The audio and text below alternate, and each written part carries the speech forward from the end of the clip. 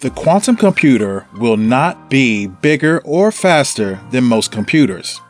Instead, it will redefine computers as we know. If the ENIAC was a horse and the Macintosh was a car, the quantum computer would be a boat exploring the water of computing possibilities as countries race to achieve quantum computing supremacy.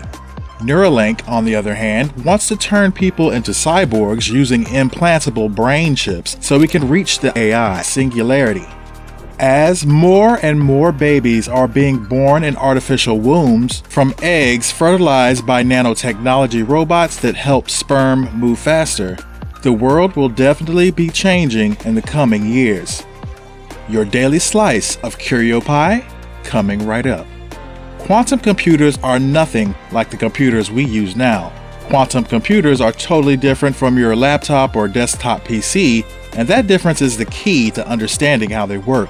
Most media outlets like to say that the country that first develops a highly functional quantum computer will have the chance to smash that like button, just like you should if you haven't already. But no, in all seriousness, that country will have quantum supremacy. Unfortunately, then they tell us that quantum computers will be bigger, faster versions of the desktop computer. All of that is a load of you-know-what, because it simply isn't true, and it shows us that big media doesn't really understand the quantum computing revolution. Quantum computing is nothing like regular computing. It's in a league of its own. If we were on a racetrack, the ENIAC would be a horse, Apple's 1984 Macintosh would be a car, and today's supercomputers would be race cars. But a quantum computer wouldn't be on the track.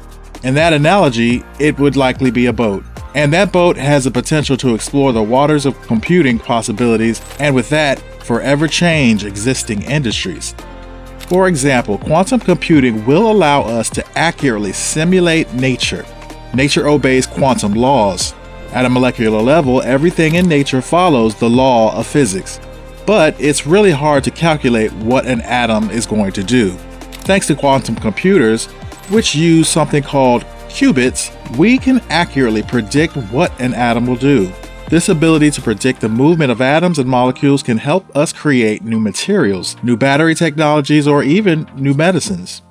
Quantum computers are also going to change the banking and online retail sectors through RSA encryption. Whenever you buy something online, the RSA encryption makes sure your data is never stolen. Cracking an RSA encryption would take 1 billion years with today's computers. Quantum computers can do that in a matter of hours, if they're powerful enough. This is why most people are talking about computer supremacy, but we're still a long way from achieving it. For example, to crack an RSA encryption in hours, a quantum computer would need 1 million qubits. Condor's quantum computer only has 1,121 qubits, so again, we're a long way from achieving this. However, in the next 5 to 10 years, we will see companies adopting quantum-safe algorithms, according to Olivia Lanes, a quantum researcher at IBM. Another thing that humans will be adopting in the near future will be Neuralink and Bionic chips. According to Ray Kurzweil, we're all part cyborg. Our phones, smartwatches, wireless headphones, tablets, laptops, etc. make us part cyborg. Sure, we may not look like Cyborg from the Justice League, but we're still using technology to increase our productivity. And Elon Musk took productivity one step further. Neuralink is a company aiming to increase the capabilities of our brains by implanting a chip in our skull. If you think it's far-fetched, Neuralink successfully implanted a chip inside a human brain earlier this year. Now the patient, Nolan Arbo, who became a complete quadriplegic at the age of 21, can control a computer using the powers of his brain.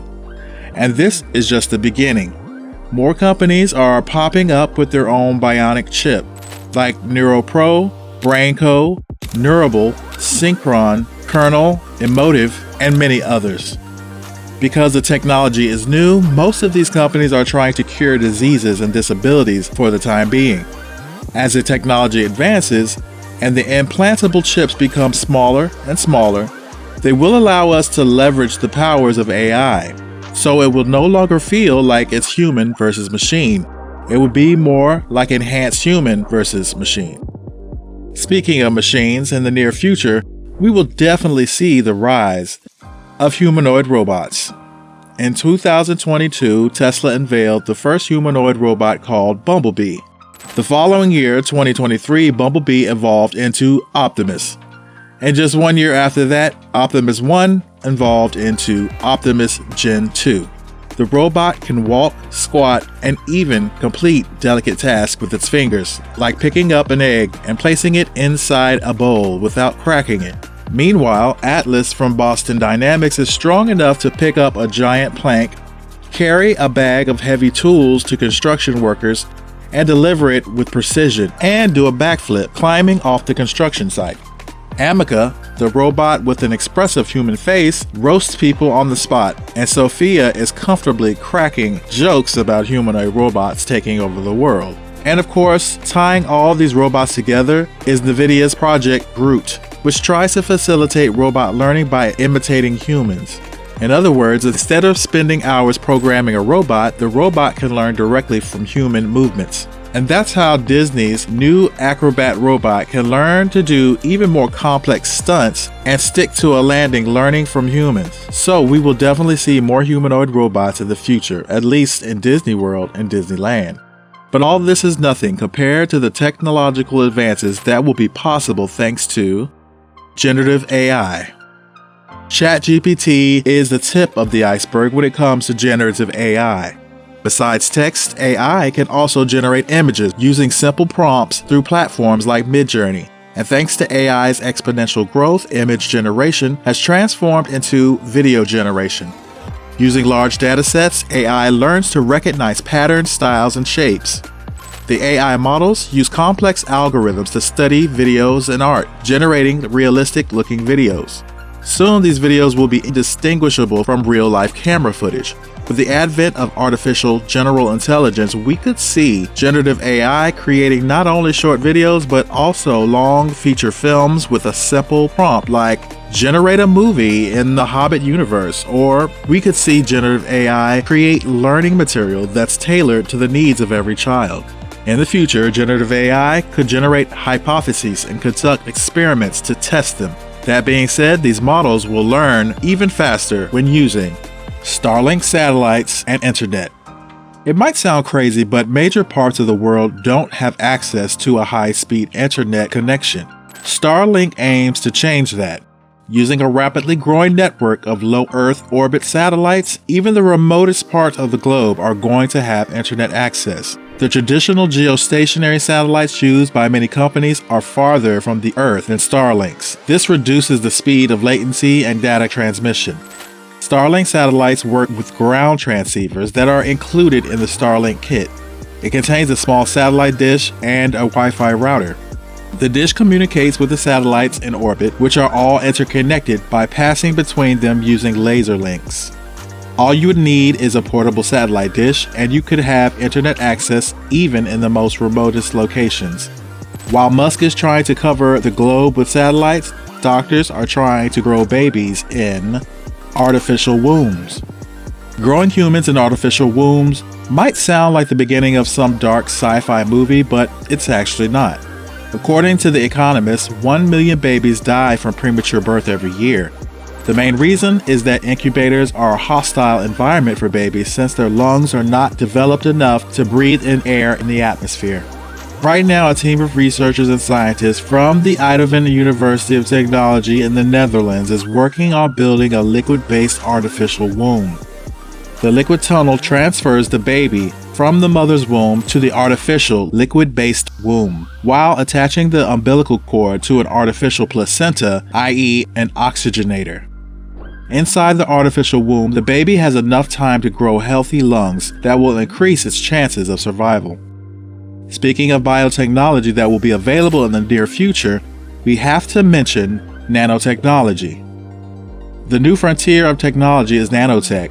Professor Sutik Patel received the Guinness World Record for the smallest nanobot ever created. The bot is only 120 nanometers, which is 1,000 times smaller than the thickest of human hairs, and will help cure diseases, but that's still too big. Nanorobotics aims to build robots that are under 100 nanometers in size. Nanotechnology in the field of medicine is a driving force as companies are developing robots so small they can target specific cells or tissues. In the future, nanorobots could even cure cancer by targeting and extracting only the cancerous cells in the body.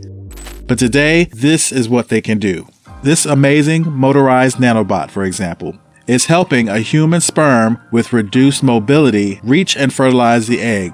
Nanotechnology could do everything from creating revolutionary materials or ending water and air pollution. Thank you for watching. Click on this video to learn more new stuff. This is CurioPie. Grab a slice, stay curious, and see you in the next video.